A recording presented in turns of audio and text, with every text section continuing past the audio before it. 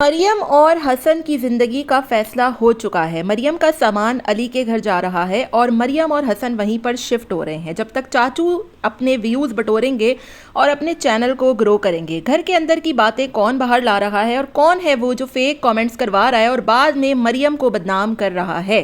साथ में हसन को इतना अफसोस है कि रोज़ाना अपने 32 दांत दिखा दिखा कर हंसता है और पूरी दुनिया की हमदर्दियाँ समेटता है कि मरियम की वजह से वो बड़ा अफसुर्दा है। दूसरी तरफ शरीफ लोगों की हरकतें देखें कि अपनी बहनों के मुंह पर लेपा पोती करके पूरी दुनिया को दिखाते हैं और ख़ानदानी होने का राग लापते हैं। आज की इस वीडियो में बहुत से अहम टॉपिक्स पर बात करेंगे, आपने वीडियो को पूरा वॉच करना है। हेलो जी, अस्सलाम वालेकुम। आई होप कि आप सब बिल्कुल ठीक ठाक होंगे। अल्हम्दुलिल्लाह से मैं भी बिल्कुल ठीक ठाक हूँ।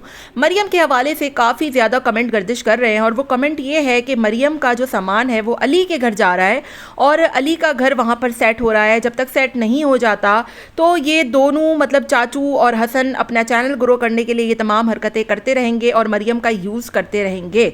लेकिन ऐसा कुछ भी नहीं हो रहा कि तलाक हो रही है, तलाक मांग ली है। और साथ में अगर वाकई में मरियम का सामान उठवा लिया गया है तो अभी तक उसका खाली कमरा क्यों नहीं दिखाया गया।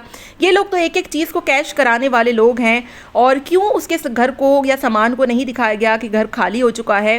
क्या वजह है कि कोई भी वीडियो हसन के घर से नहीं आ रही है और वो दो बच्चे जो हर वक्त मरियम के साथ चिपके होते थे वो तो अब दिखाई ही नहीं देते।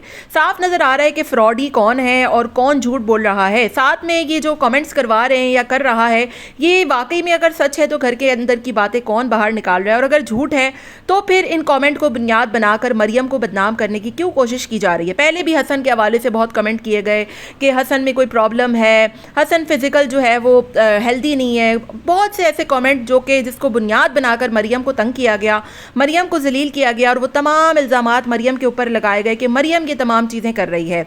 और इसी की बेस पर चाचू साहब ने अपनी दुकान बटोरी, अपनी दुकान चमकाई, यहाँ तक कि उस बच्ची को इतना जलील किया कि उसकी चक्कर में लोगों को मौका मिल गया गालम गलोच करने का और रिएक्शन के नाम पर इतने गंदे गंदे अल्फाजों से बुलाया गया है मरियम को कि जिसकी कोई इंतहा नहीं है। मुझे नहीं लगता कि ऐसे अल्फाजों को कोई भी माँ, बहन या बेटी रखने वाला शख्स काबिल कबूल या एक्सेप्ट कर सकता है। और मुझे नहीं समझ आता कि मरियम क्यों ऐसे चैनल्स के ख़िलाफ़ भरपूर तरीके से आवाज़ नहीं उठा रही है जहाँ पर उन्हें बाकायदा तौर पर एक धंधा करने वाली से तशबीह दी जा रही है। इंतहाई गलत बात है और इंतहाई लोगों की सोच पर गलत बात है जो ऐसे लोगों को न सिर्फ सपोर्ट करते हैं बल्कि ऐसे लोगों को देखते हैं। मैं तो कहती हूँ उन लोगों को देखना ही छोड़ दें जो इतने गलत अल्फाज इस्तेमाल करते हैं किसी के लिए भी, चाहे वो हसन की फैमिली हो या चाहे वो मरियम ही की फैमिली हो। ठीक है, प्रॉब्लम्स, मसले मसाइल दोनों तरफ होंगे, लेकिन किसी को ये राइट नहीं पहुँचता कि वो किसी को भी कैरेक्टर लेस या फिर इस तरीके के अल्फाजों से पुकारे। एनीवेज, दूसरी तरफ अगर बात करें हसन साहब की, तो जो लोग कह रहे हैं कि हसन तो बहुत अफसुर्दा है, मरियम मौज मस्तियाँ कर रही है, मरियम सेलिब्रेशन कर रही है, तो आज की वीडियो से ये बात साफ जाहिर हो जाती है कि ना तो हसन अफसुर्दा है और ना ही मरियम अफसुर्दा है। जहाँ पर इस रिश्ते को दिल से कबूल ही ना किया जा रहा हो तो बेहतर यही है कि दोनों के रास्ते अलहदा कर लिए जाएँ। क्योंकि हसन भी जब से ये तमाम तर चीज़ें हुई है बड़े ही मौज मस्ती में घूम रहा है। कभी आम खाता है, कभी गोलगप्पे खाता है, कभी औरत का लिबास पहन लेते हैं और आज तो अपनी ही बहनों को लेपा पोती करते हुए वीडियो बना डाली। ये कौन से खानदानी लोग हैं जो माओ बहनों के मुँह पर मेकअप थोपते हैं और फिर पूरी दुनिया के सामने दिखाते हैं। अगर गलत मरियम का खानदान है तो अच्छे ये लोग भी नहीं है। कैसे आप लोग इनको अच्छा कह सकते हैं या फिर कैसे आप लोग इनको खानदानी कह सकते हैं जो अपनी माओ बहनों के मेकअप को दिखाकर पूरी दुनिया के सामने कैश कराते हैं। यूट्यूब के व्यूज़ के लिए कौन मरा जा रहा है, कौन रोज़ाना की बुनियाद पर वीडियोज़ अपलोड कर रहा है, साफ जाहिर हो रहा है। हालांकि मरियम का खानदान तो इस वक्त खामोश हो चुका है। आमना की बात करें तो आमना भी रोज़ाना की बुनियाद पर अब वीडियोज़ नहीं डालती है। मरियम चुप हो चुकी है। उसकी इतनी बड़ी सेलिब्रेशन हुई लेकिन उसने बिल्कुल हल्का सा एक केक मंगवाकर घर में समोसे मंगवाकर सेलिब्रेट किया। कोई उसने बड़ी पार्टी नहीं की, कोई उसने जो है वो उधम चौकड़ी नहीं की। ये लोग तो रोज़ाना मॉल पहुंचे होते हैं, रोज़ाना आम की पार्टियां हो रही होती है, रोज़ाना गोलगप्पे फोड़े जा रहे होते हैं। आज मेकअप के तौर पे ड्रामेबाजी की गई और आज जैसे ही मरियम का टॉपिक नहीं लाया गया तो चाचू साहब के व्यूज़ भी चाचू साहब की तरफ फुस हो गए। अब कल ये दोबारा से मरियम का पिटारा खोल के बैठ जाएंगे क्योंकि इनको लोग देखने ही सिर्फ मरियम की वजह से आते हैं। और ये एक बहुत बड़ी हकीकत है जो इन साहब को समझ लेनी चाहिए कि लोग आपको नहीं, लोग मरियम को पहचानते हैं। एनीवेज, यहाँ पर बहुत सी बातें गर्दिश कर रही हैं मरियम के हवाले से कि मरियम का सामान चला गया है, अली के घर गया है, ये लोग वहाँ शिफ्ट होंगे। लेकिन अभी तक इस बात में कोई सच्चाई नज़र नहीं आती क्योंकि दोनों बहनों के ही कॉल फेल में तजाद था। एक कहती है सामान चला गया, एक कहती है सामान लेने आएंगे। दूसरी तरफ कमेंट्स की भरमार करने वाली फेक आईडीज़ जो है वो सामने आ गई हैं जो कि अजीबो-गरीब से कमेंट कर रही हैं हर किसी के चैनल पर जा जाकर। पहले जो है वो हसन की हेल्थ के हवाले से कमेंट करवाए जाते थे, हसन में ये प्रॉब्लम है, हसन में वो प्रॉब्लम है, हसन का ये मसला है, हसन का वो मसला है, और वो तमाम तरह इल्ज़ामात मरियम पे डाले जाते थे। अब ये तमाम चीज़ें सामान को लेकर की जा रही हैं कि मरियम का सामान यहाँ जा रहा है, मरियम बहुत सारा किराया देगी। हालांकि 5-6 वीडियोज़ में अगर अच्छे व्यूज़ आ जाए तो कोई इतना पैसा इंसान नहीं कमा लेता। इंसान के मतलब मरियम ने ज़्यादा से ज़्यादा कितने कमा लिए होंगे? 5-6 लाख रुपए, इससे ज़्यादा थोड़ी कमाए होंगे जितने ये लोग ड्रामेबाजियाँ कर रहे हैं या जितनी ये लोग हू-हा कर रहे हैं। और कौन ऐसा बंदा होगा कि व्यूज़ या सब्सक्राइबर्स गेन करने के लिए वो शादी कर लेगा? सब्सक्राइबर्स बढ़ाने के और भी बहुत से तरीके होते हैं, वो आप ख़रीद भी सकते हो। क्या वो हासिल करने के लिए इंसान शादी करेगा? बड़ी ही अजीबो-गरीब सी बात है। जाते हुए उन तमाम रिएक्शंस वालों को शर्म आनी चाहिए जो किसी की बहन बेटी के किरदार पर उंगलियां उठाते हैं और यहाँ पर बैठकर शरीफ होने का नाटक करते हैं और इस्लाम का लिबादा उड़ते हैं। जो शख्स इस्लाम का नाम लेता है सबसे पहले तो उसे अपने अखलाक दुरुस्त करने चाहिए। इंसान की ज़ुबान जो है वो उसका अक्कासी पेश करती है कि वो कौन से ख़ानदान से ताल्लुक़ रखता है।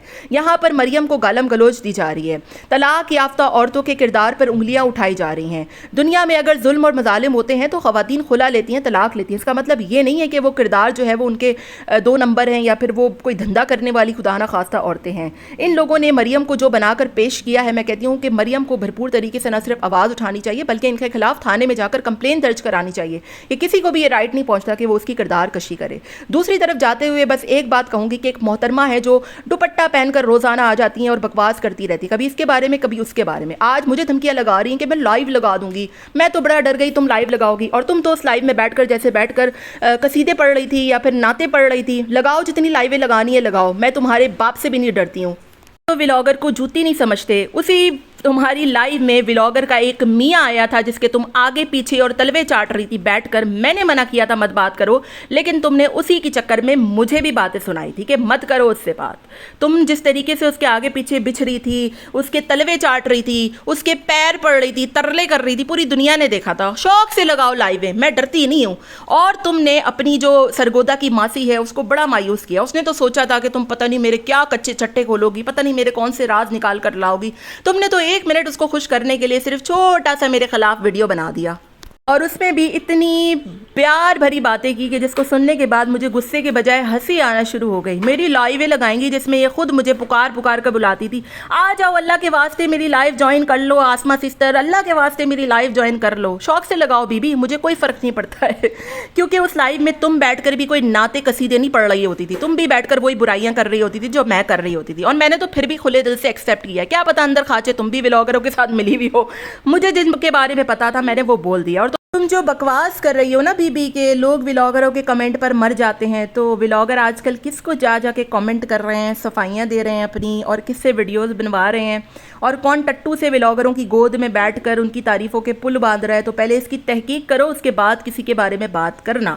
और रिएक्शन वालों पर तुम क्या रिएक्शन दोगी? अगर दोगी तो फिर सुनोगी भी, क्योंकि मुँह में ज़ुबान सबके होती है बीबी। इसलिए जिस चीज़ से वास्ता ताल्लुक़ ना हो तो बेहतर है कि उससे दूर ही रहा जाए। वरना लाइवें सिर्फ तुम्हारे पास नहीं मेरे पास भी पड़ी है, और मेरे पास तो और बहुत कुछ पड़ा है।